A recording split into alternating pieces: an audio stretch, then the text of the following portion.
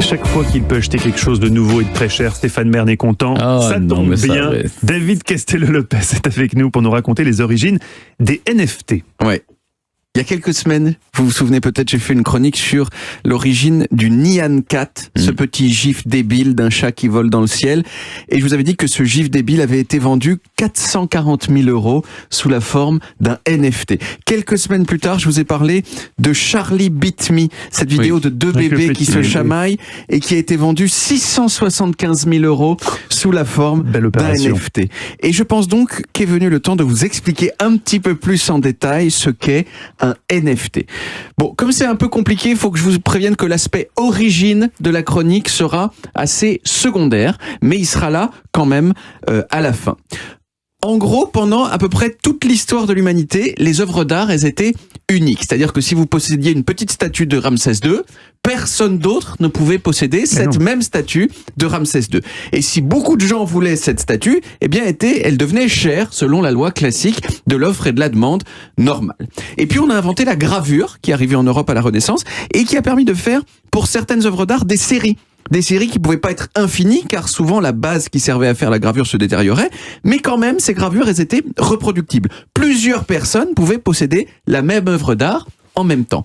Et donc, toutes choses égales par ailleurs, les gravures, elles étaient moins chères que les petites statues de Ramsès. Ensuite, il y a eu la photographie, qui a permis de reproduire une scène à l'infini. Mais tout ça, les gravures, la photo, c'était de la gnognotte comparé à ce qui s'est passé avec l'arrivée du numérique. Parce que les choses numériques, c'est même pas qu'elles sont reproductibles à l'infini, c'est que le concept même d'original a plus de sens. Si vous faites 3 millions de copies d'une photo numérique, toutes ces copies seront aussi originales que l'original. Donc la notion de rareté à l'âge du numérique, ça n'existe pas. Bon, ça c'est assez sympa pour tous les gens qui consomment des œuvres numériques, parce que comme l'offre est infinie, c'est souvent gratuit. En revanche, c'est beaucoup moins sympa pour ceux qui font les œuvres numériques, parce que c'est beaucoup plus difficile pour eux de gagner de l'argent. Imaginez que vous puissiez multiplier les carottes à l'infini avec 0 effort, et ben les carottes, ça vaudrait plus rien.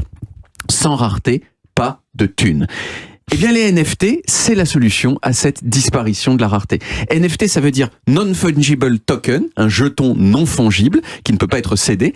Et en gros, c'est une façon d'attacher un certificat d'authenticité infalsifiable sur une œuvre numérique. Et donc de rendre unique quelque chose qui, par essence, ne l'est pas. Bon, je vous cache pas que personnellement, je trouve que c'est du foutage de gueule. C'est artificiel. C'est du foutage de gueule de très haute volée. C'est-à-dire que si quelque chose n'est pas rare, à quoi ça sert de le rendre rare, J'ai envie de dire tant mieux si c'est pas rare. Mais d'un point de vue économique, ça a du sens. Pourquoi ? Eh bien parce qu'il y a plein de gens qui sont prêts à dépenser beaucoup d'argent pour assouvir leur désir d'être unique. Et l'une des façons de se sentir unique, c'est de posséder des choses uniques. Alors les grands collectionneurs d'art, ils peuvent dire « Non, c'est pas pour me sentir unique que j'ai acheté 23 Van Gogh, c'est juste parce que j'adore Van Gogh et je veux pouvoir voir ses tableaux tous les jours. » Mais pour les NFT, ça marche pas, parce qu'ils pourraient très bien contempler leurs NFT sans les posséder. Donc pour l'instant, il faut quand même considérer que les NFT, en tout cas les NFT vendus des centaines de milliers d'euros, parce que un NFT ça peut coûter 5 €, on parle souvent de ceux qui coûtent des centaines de milliers d'euros, acheter des NFT comme ça, c'est quand même un sacré truc de kéké. De FDP même. De FDP. Les NFT de FDP. Mais je comprends pas, pourquoi ces gens achètent quelque chose qu'on artificiellement rend unique, alors que sur le marché de l'art, il y a suffisamment de choses totalement uniques pour moins que plusieurs centaines de milliers d'euros. C'est simplement en fait c'est souvent un investissement. Ils peuvent dire moi je possède cette chose unique, mais c'est aussi parce que il y a d'autres gens qui vont vouloir cette chose unique, et donc en fait je vais pouvoir me faire de l'argent dans un second temps en revendant mon NFT. Je vais quand même parler un tout petit peu des origines des NFT. Qui est la première personne qui a eu l'idée d'inventer ces NFT ? Eh bien, c'est un artiste new-yorkais qui s'appelle Kevin McCoy en 2014. Et son NFT, c'était ça. Je le montre à la caméra ici. Mais pour ceux qui écoutent cette chronique à la radio... C'est un fond d'écran Windows. Voilà, c'est une petite animation de 5 secondes qui représente un octogone qui change de couleur. Vous voyez, je vous le remets ici. Et ça s'appelle Quantum. Et cette année, Quantum, donc cette petite animation, a été vendue chez Sotheby's, qui est l'une des 2 maisons d'enchères les plus célèbres du monde, avec Christie's. Vous savez combien était vendu ce NFT ? 1,2 million. 1 300 000 €. Très très bon. C'est moi qui. Non mais c'est fou, mais le monde est fou. Non, il y en a eu des plus chers que ça. Stéphane, vous êtes fait avoir. Stéphane, si vous voulez construire une nouvelle aile moderniste à votre résidence de Thiron-Gardet, pensez peut-être à un NFT d'une photo de votre visage, ça pourrait suffire pour juste refaire une aile de votre maison. Bon, pour finir, j'avoue que j'ai parlé des NFT comme foutage de gueule. Ils ont aussi des qualités qui pourraient notamment être exploitées dans les métavers, ces univers virtuels en ligne.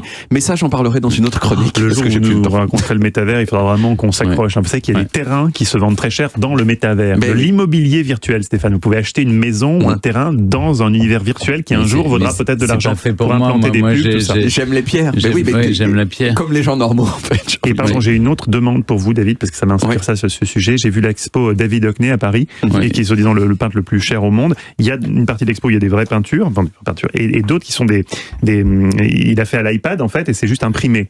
Et j'ai une question, et enquêter là-dessus, et ça vaut quoi en fait, du David Hockney imprimé, sachant qu'il l'a imprimé lui-même? Est-ce que ça a une valeur? Est-ce que s'il a signé, voilà, oui, ça vaut. Tant qu'il y a une façon de rendre la chose rare, ça peut avoir une grande valeur. Donc oui, si on peut breveter ce petit Nine. Regardez le nombre de fois où vous signez des pages blanches en pensant que ça va valoir quelque chose un jour.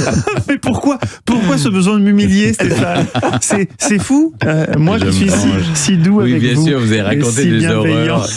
Moi, j'ai 2 livres de Stéphane dédicacés, mais je mise dessus pour ma retraite. Oui, mais il faut les lire aussi. Mais on pourrait, je ne veux pas y toucher.